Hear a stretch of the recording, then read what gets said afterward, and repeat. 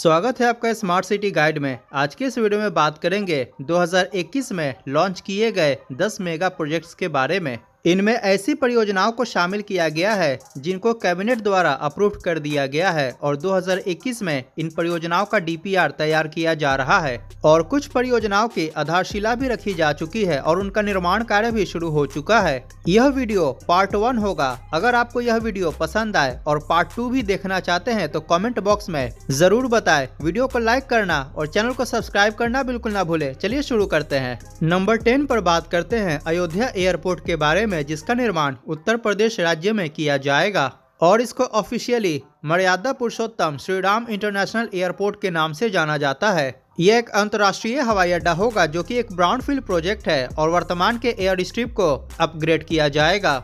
जैसा कि आपको पता है कि वर्तमान में अयोध्या में श्री राम मंदिर का निर्माण कार्य चल रहा है, अतः इस हवाई अड्डे के निर्माण के कारण श्रद्धालुओं और पर्यटकों के आवागमन में काफी आसानी होगी।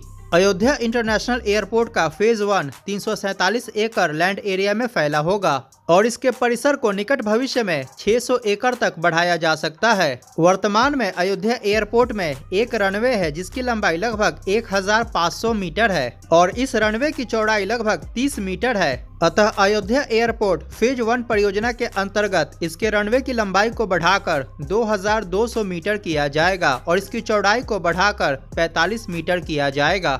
6170 स्क्वायर मीटर क्षेत्र में टर्मिनल बिल्डिंग का निर्माण किया जाएगा। अयोध्या एयरपोर्ट का एलिवेशन लगभग 102 मीटर है। इस एयरपोर्ट के परिसर में taxiway, apron, parking, fire station इत्यादि का भी निर्माण किया जाएगा।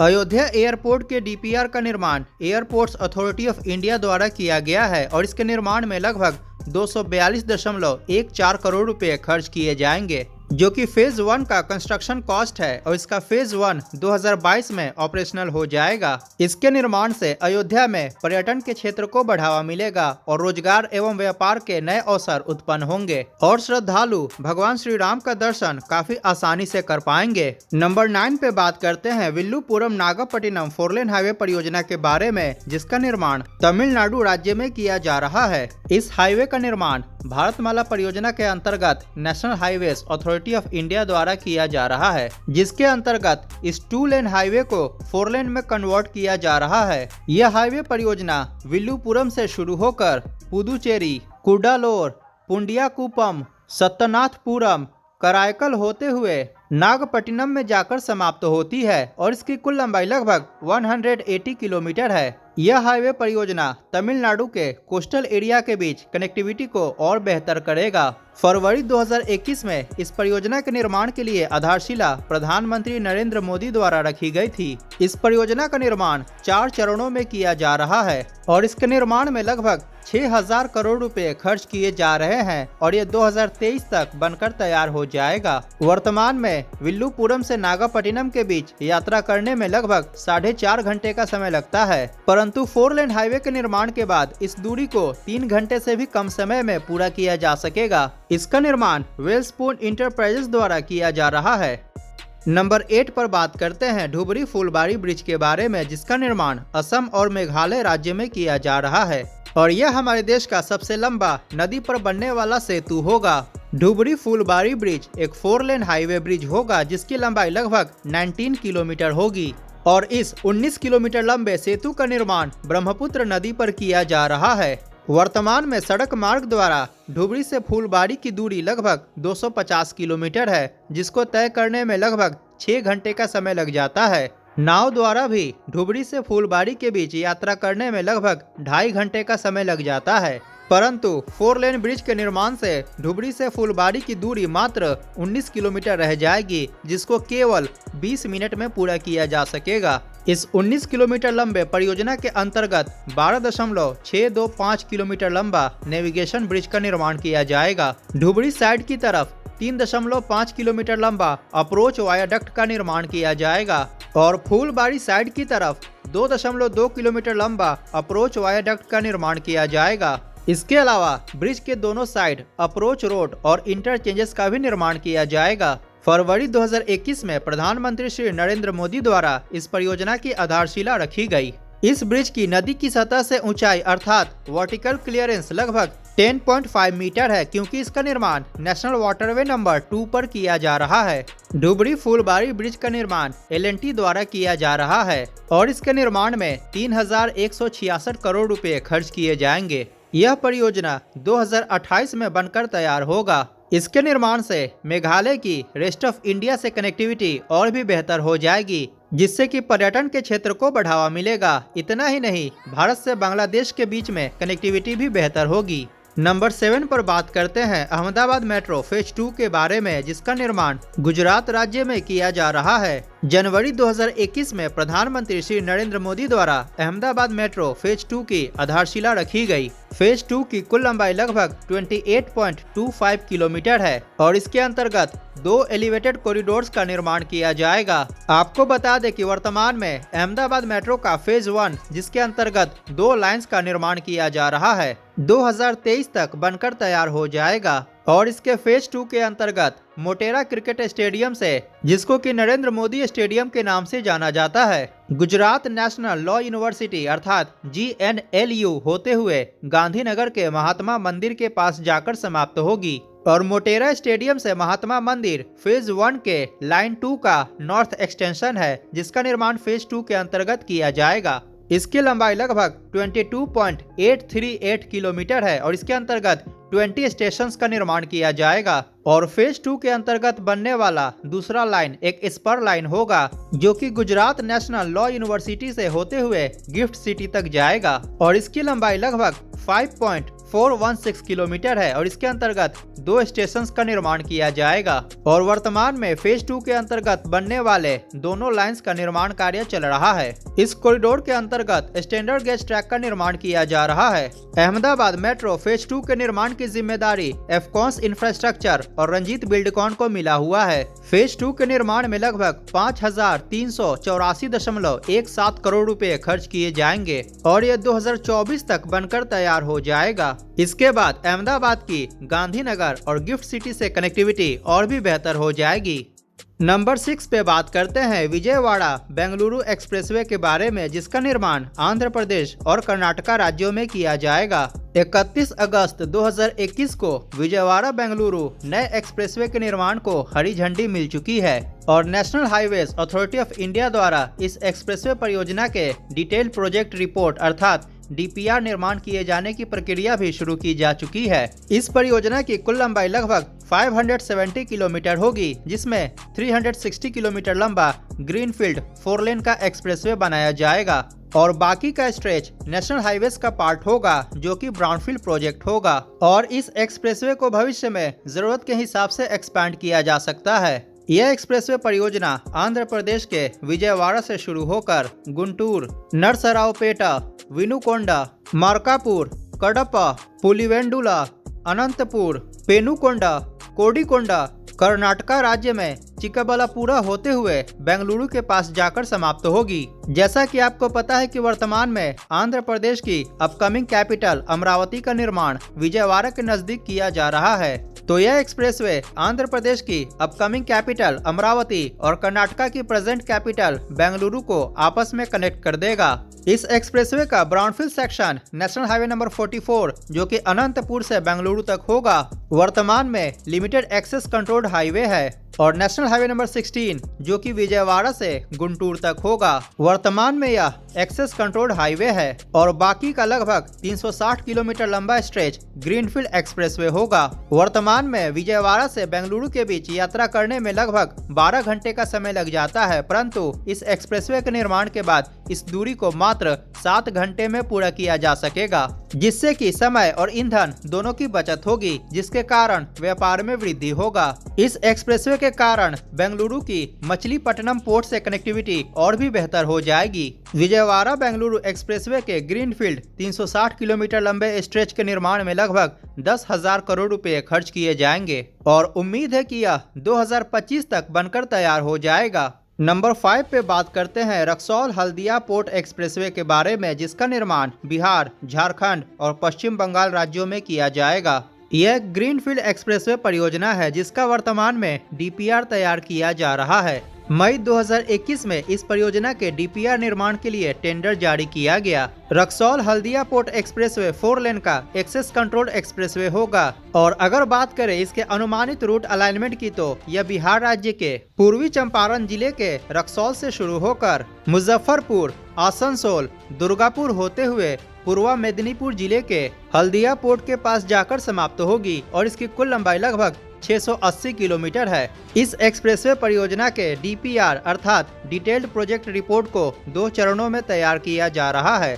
पहला रक्सौल से बिहार झारखंड बॉर्डर तक जिसकी लंबाई लगभग 340 किलोमीटर है और दूसरा बिहार झारखंड बॉर्डर से हल्दिया पोर्ट तक जिसकी भी लंबाई लगभग 340 किलोमीटर है। डीपीआर तैयार हो जाने के बाद भूमि अधिग्रहण की प्रक्रिया और निर्माण कार्य को शुरू किया जाएगा। रक्सौल हल्दिया पोर्ट एक्सप्रेसवे का निर्माण भारतमाला परियोजना के अंतर्गत किया जाएगा और इसका निर्माण national highways authority of India द्वारा किया जाएगा। इस एक्सप्रेसवे के निर्माण से भारत ही नहीं बल्कि नेपाल को भी काफी लाभ होगा, क्योंकि नेपाल का अधिकांश मैरीटाइम ट्रेड अर्थात आयात और निर्यात हल्दिया पोर्ट से ही किया जाता है। इसके साथ ही बिहार राज्य की हल्दिया पोर्ट से कनेक्टिविटी और भी बेहतर हो जाएगी। इस एक्सप्रेसवे के निर्माण में खर्च होने वाली राशि को फिलहाल साझा नहीं किया गया है, लेकिन अनुमानित 25,000 करोड़ रुपए खर्च किए जाएंगे। फिलहाल इसके डेडलाइन को ऑफिशियली रिलीज नहीं किया गया है।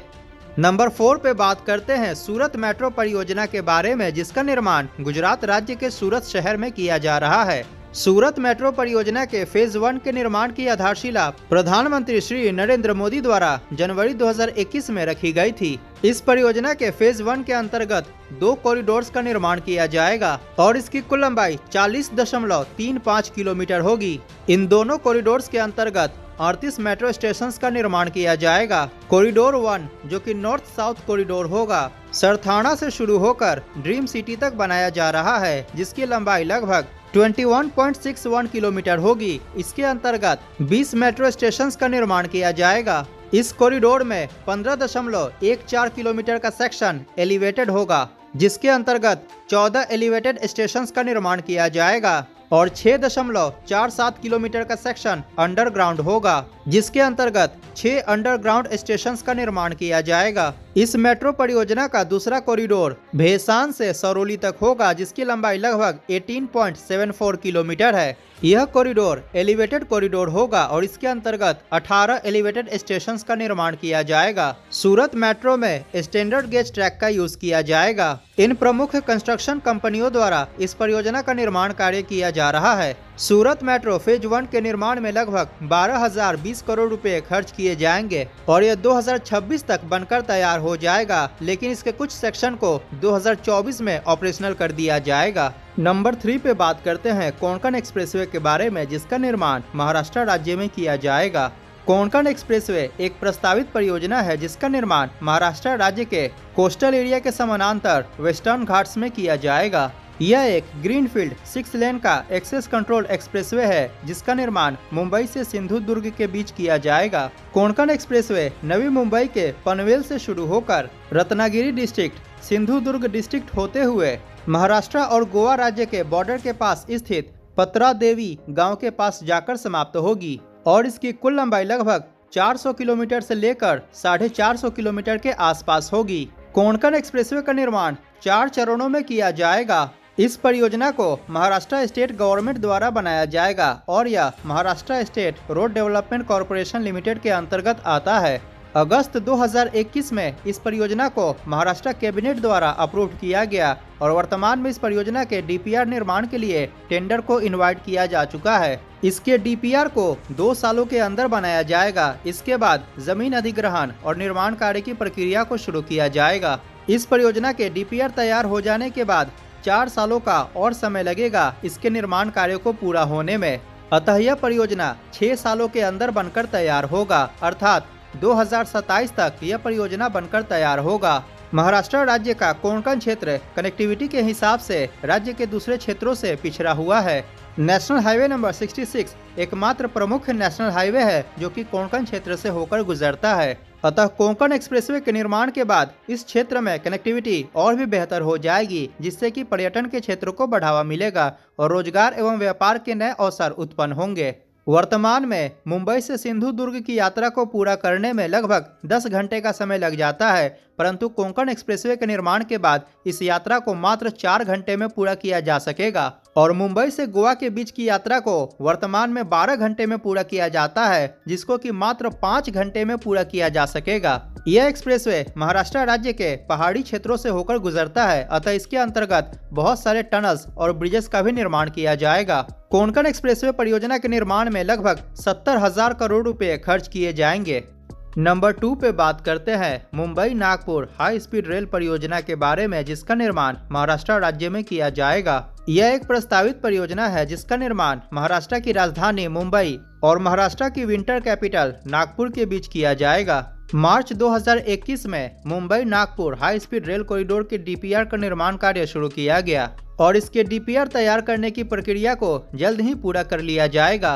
वर्तमान के प्राप्त जानकारी के अनुसार Mumbai Nagpur high speed rail corridor Mumbai के नजदीक थाने से शुरू होकर नासिक, शिरडी, औरंगाबाद, जालना, मालेगांव, वर्धा, खापरी होते हुए नागपुर के अजनी के पास जाकर समाप्त होगी और इसकी लंबाई लगभग 736 किलोमीटर के आसपास होगी। Mumbai Nagpur high speed rail corridor के अंतर्गत 14 रेलवे स्टेशंस का निर्माण किया जाएगा, परंतु वास्तविक जानकारी डीपीआर तैयार होने के बाद ही पता चल पाएगा। इस हाई स्पीड कॉरिडोर के अंतर्गत स्टैंडर्ड गेज ट्रैक का निर्माण किया जाएगा एवं इसके ट्रैक्स को 350 किलोमीटर प्रति घंटे की रफ्तार से ट्रेनों के चलने लायक डिजाइन किया जाएगा। Mumbai Nagpur high speed rail corridor, जिसको कि Mumbai Nagpur bullet train corridor के नाम से भी जाना जाता है, इस पर शिनकानसेन E5 सीरीज के बुलेट ट्रेन का परिचालन किया जाएगा और इस पर चलने वाली ट्रेनों की मैक्सिमम ऑपरेटिंग स्पीड 320 किलोमीटर प्रति घंटा होगी। यह परियोजना national high speed rail corporation limited के अंतर्गत आता है।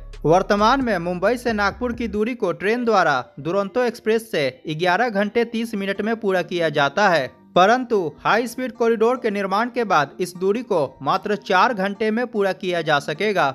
Mumbai Nagpur high speed rail corridor के निर्माण में लगभग 1,57,000 करोड़ रुपए खर्च किए जाएंगे और वर्तमान के प्राप्त जानकारी के अनुसार यह कॉरिडोर लगभग 2051 तक बनकर तैयार हो जाएगा। Mumbai Nagpur high speed corridor को भविष्य में एक्सटेंड करके कोलकाता तक बढ़ाया जाएगा।